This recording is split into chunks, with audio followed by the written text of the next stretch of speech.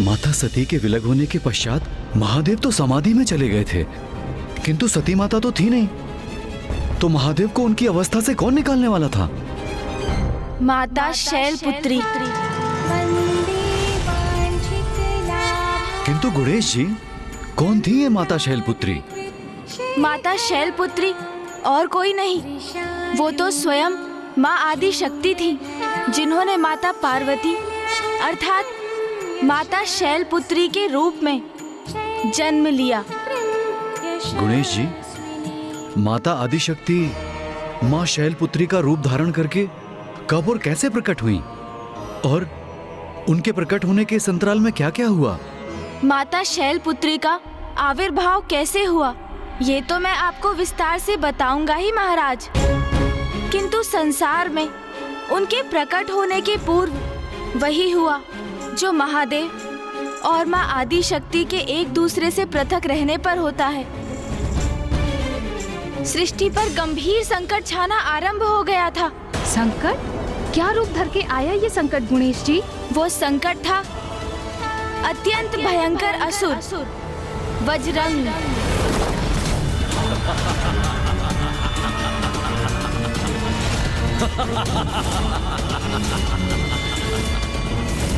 इतना शक्तिशाली असुर जो सृष्टि के लिए संकट बन गया, कौन था ये वज्रंग?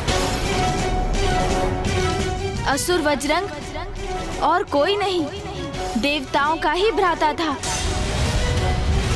और जिसके हृदय में देवताओं के प्रति शत्रु भाव था। वो शत्रु भाव जो उसने अपनी माता से प्राप्त किया था। ऋषि कश्यप की दो प्रमुख पत्नियां थी, माता दिति और माता अदिति।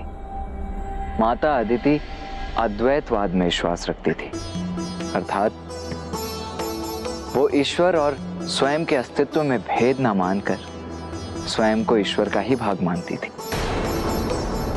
और ईश्वर में अटूट विश्वास रखती थी, जिसके फलस्वरूप उन्हें सदाचारी देवता पुत्र रूप में प्राप्त हुए, अर्थात इंद्रदेव, सूर्यदेव, वायुदेव, वरुण देव और अग्निदेव।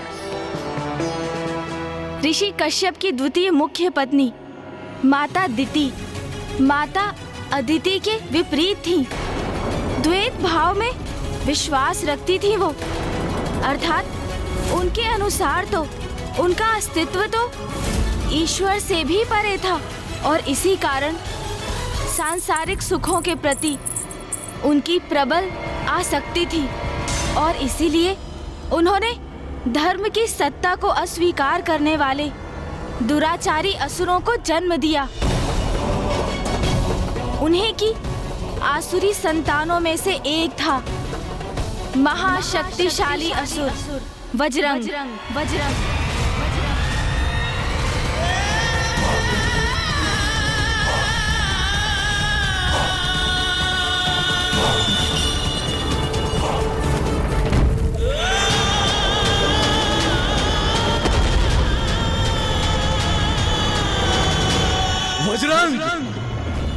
वज्रंग हूं मैं। अर्थात जहाँ एक ओर ऋषि कश्यप देवताओं के जनक थे, दूसरी ओर अनाचारी असुर भी उन्हीं के संतान थे। हाँ माता, जहाँ एक ओर माता अदिति ईश्वर के साथ एकात्मता के भाव में लीन थी, वहीं माता दिति सत्ता और शक्ति के लोभ से ग्रसित थी। माता का असंतोष, उनका लोभ उनके पुत्रों का भी स्वभाव बना, जिसमें प्रमुख था वज्रंग। फिर क्या हुआ? वही जो सदैव होता आ रहा है। वज्रंग ने अब कुयोजनाओं को साकार करने के लिए फिर घोर तपस्या की। ओम ब्रह्मदेवाय नमः। ओम ब्रह्मदेवाय नमः। ओम ब्रह्मदेवाय नमः। और फिर ब्रह्मदेव ने उससे प्रसन्न होकर उसे दर्शन दिए। वज्रंग ने वरदान स्वरूप उनसे अमृतत्व मांगा, किंतु ब्रह्मदेव ने उसके इस आग्रह को अस्वीकार कर दिया और तब वज्रंग ने वो वरदान मांग लिया जो सृष्टि के लिए अत्यंत ही घातक और विनाशकारी सिद्ध होने वाला था। तो फिर मुझे ये वरदान दीजिए प्रभु कि मैं स्वर्ग पर विजय प्राप्त कर सकूं। तथास्तु। इस वरदान से उसकी शक्ति और साहस में और भी वृद्धि हुई, जिसके साथ उसने स्वर्ग पर आक्रमण कर दिया।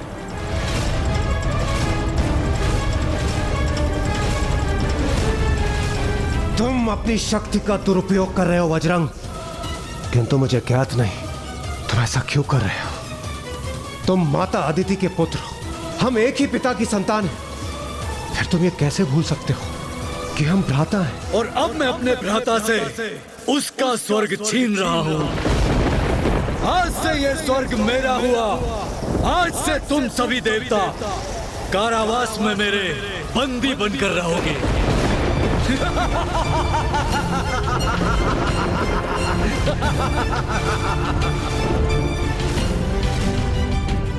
फिर क्या हुआ गुणेश जी? एक पिता ने अपने पुत्र से इस स्थिति में हस्तक्षेप करने का अनुरोध किया। तो क्या अपने पिता ऋषि कश्यप के समझाने पर वज्रंग उचित अनुचित का भेद समझ सका?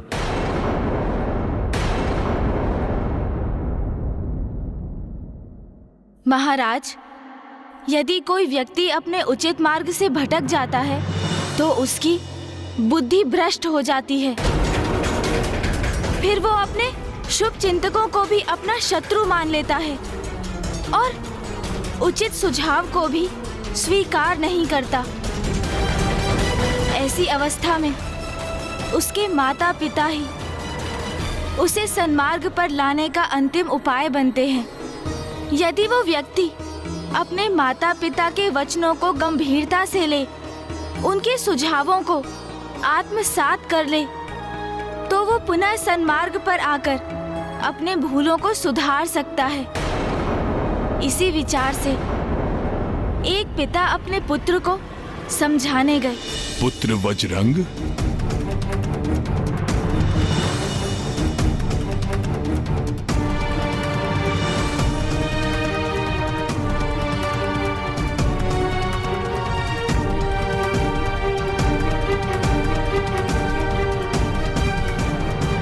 प्रणाम पिताश्री। मेरे नवीन निवास स्वर्ग में आपका स्वागत है। और माताश्री क्यों नहीं आई?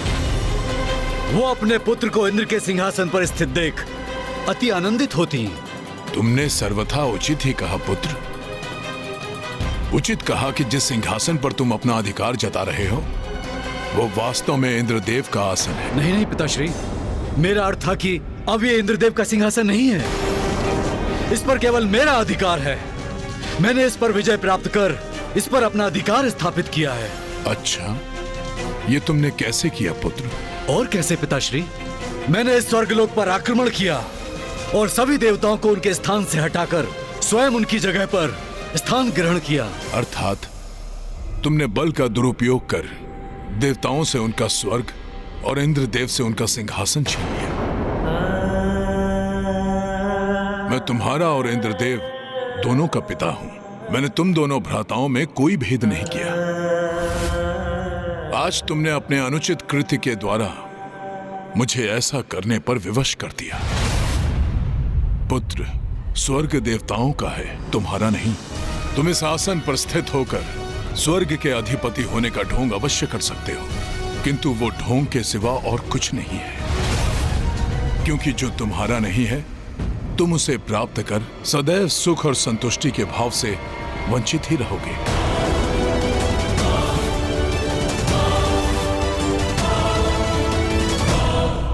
तुम देवी दिति के पुत्र हो, जो कि अत्यंत महत्वाकांक्षी हैं। उन्हें सत्ता प्राप्त करने की प्रबल इच्छा है, किंतु तुम मेरे भी पुत्र हो और मुझे पूर्ण विश्वास है कि तुम्हें जीवन के किसी पड़ाव पर यह ग्लानि अवश्य सताएगी कि तुमने ये सब बलपूर्वक प्राप्त किया जो तुम्हारा था ही नहीं। तुम अधिकारी नहीं थे। अपने भ्राताओं का अधिकार छीनकर उन्हें कारावास में डालने की इस घटना के लिए तुम स्वयं को अवश्य धिक्कारोगे। उस कर्म का कोई औचित्य नहीं है जिसके लिए भविष्य में प्रायश्चित करने के लिए विवश होना पड़े। पिता हूं तुम्हारा, तुम्हें उचित और अनुचित का भेद कराना मेरा कर्तव्य है, किंतु आगे तुम्हें क्या करना है इसका निर्णय तो तुम्हें ही लेना है पुत्र बजरंग।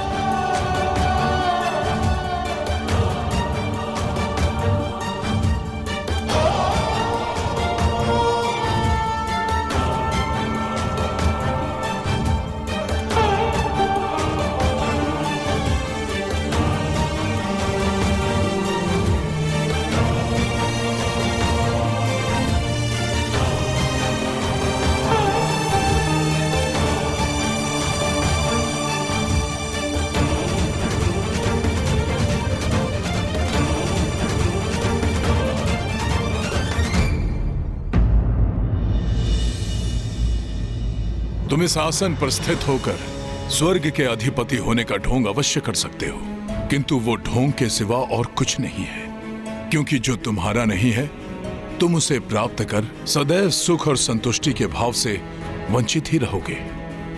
क्या हुआ महाराज, जो आप इतने गहन विचार में डूब गए? क्या जो कुछ ऋषि कश्यप ने अपने पुत्र वज्रंग से कहा उससे आप सहमत नहीं है?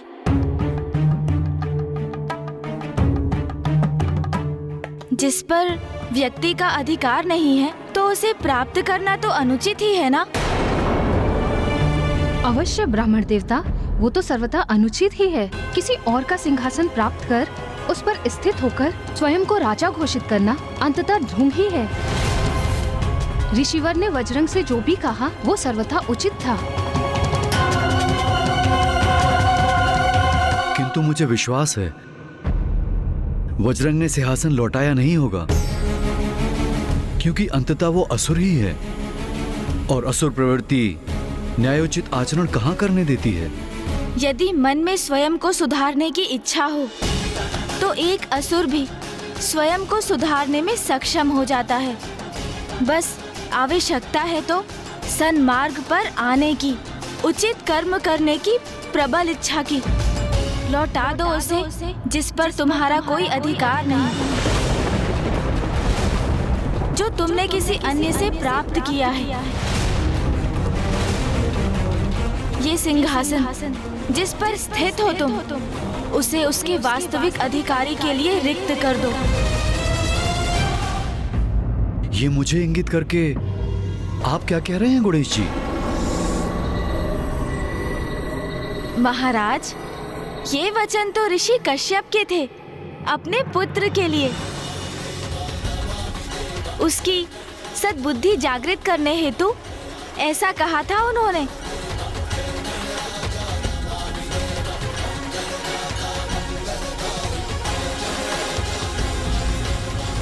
तो जब वज्रंग ने अपने पिता ऋषि कश्यप के कठोर वचन सुने तो उसे अपनी भूल का आभास हुआ। आइए भ्राताश्री, अपना उचित स्थान ग्रहण कीजिए।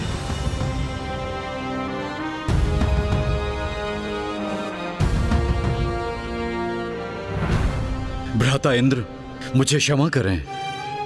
अपने सिंहासन पर विराजमान होकर अपना कार्यभार पुनः संभालें। मैंने पिताश्री के वचन सुने और मुझे ज्ञात हो गया जिस सुख को मैंने बल से प्राप्त करने का प्रयास किया वो स्थायी नहीं। स्थायी सुख तो मात्र ईश्वर के जुड़ाव से ही प्राप्त हो सकता है। उसी प्रकार जिस प्रकार माता अदिति ने आपको ईश्वर भक्ति करने का मार्ग दिखाया,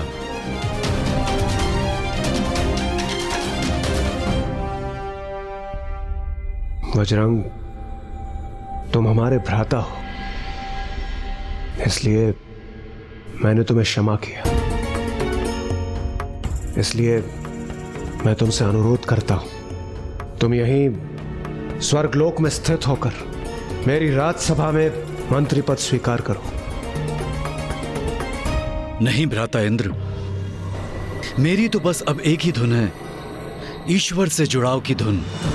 ईश्वर की भक्ति में लीन होकर मैं परम सुख और आनंद प्राप्त करना चाहता हूं। और ईश्वर से जुड़ाव का केवल एक ही मार्ग है, तप का मार्ग। इसलिए मैं कठोर तप करने जा रहा हूं। इसलिए अब मुझे आज्ञा दीजिए। मुझे तुम पर गर्व है। वज्रंग पूर्ण रूप से परिवर्तित हो गया। सत्ता के लोभ को त्याग कर तप में लीन हुआ, सदाचारी जीवन जीने लगा। और ये सब इसीलिए हुआ क्योंकि उसने अपने पिता के वचन सुने। वज्रंग के साथ उसकी पत्नी वारंगी भी थी, जो सदा अपने तपस्वी पति की सेवा में लीन रहती थी। तो ऋषि कश्यप वज्रंग से उत्पन्न संकट को निवारण करने में सफल हुए? नहीं महाराज, ऋषि कश्यप तो अपने पुत्र वज्रंग के हृदय परिवर्तन करने में समर्थ थे, किंतु ब्रह्मांड वो तो अभी भी माता आदि शक्ति के अभाव से जूझ रहा था, क्योंकि उनकी अनुपस्थिति के कारण संसार में दुष्टता का प्रभाव होता है।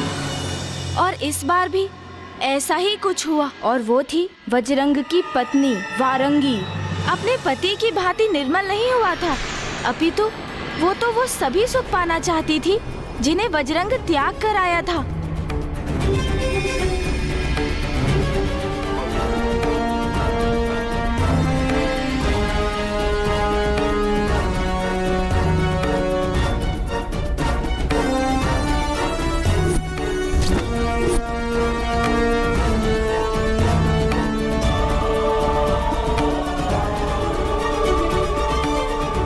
देवी वारंगी,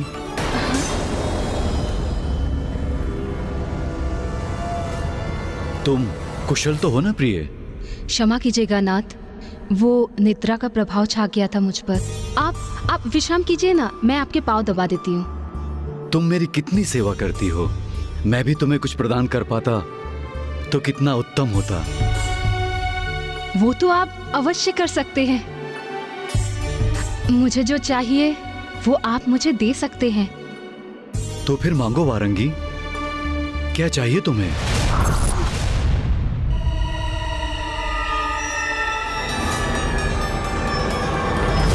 सर्वप्रथम आप मुझे एक वचन दीजिए कि मैं जो भी मांगूंगी वो आप मुझे अवश्य देंगे।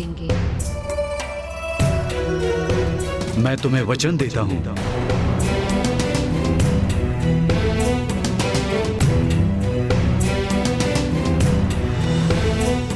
स्वामी, मुझे आपसे एक ऐसा पुत्र चाहिए जो हरि का विरोधी बने और त्रिलोक का विजेता।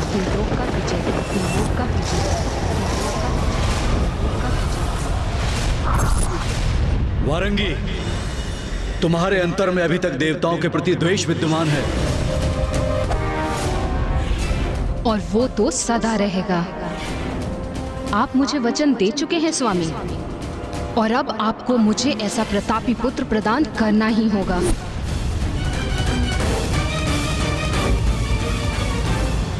वज्रंग अपनी सभी इच्छाओं को साध कर प्रभु में लीन होकर कठोर तप कर रहा था, किंतु उसकी पत्नी अभी भी देवताओं से घृणा करती थी।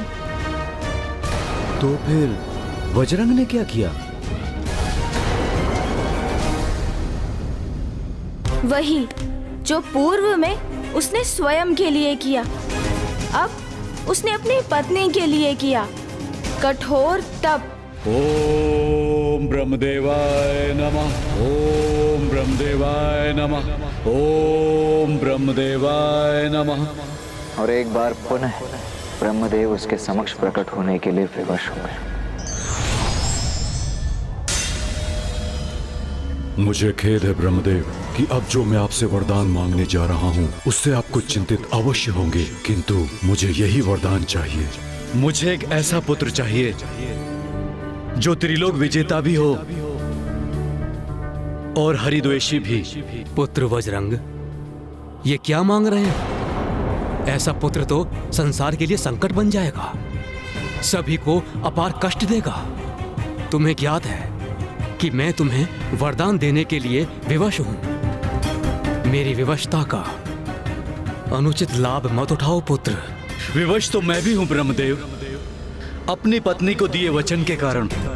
इसलिए आपको तो मुझे यही वरदान देना होगा। तथास्तु। धन्यवाद ब्रह्मदेव। किंतु ब्रह्मदेव के इस वरदान के फल स्वरूप ही सृष्टि पर एक भीषण संकट उत्पन्न होने जा रहा था। इसीलिए अब और भी अधिक महत्वपूर्ण हो गया था माता शैलपुत्री का आविर्भाव, क्योंकि माँ शैलपुत्री की अनुपस्थिति में सृष्टि में सदा ही असंतुलन रहा है, पूर्व में भी और अब भी।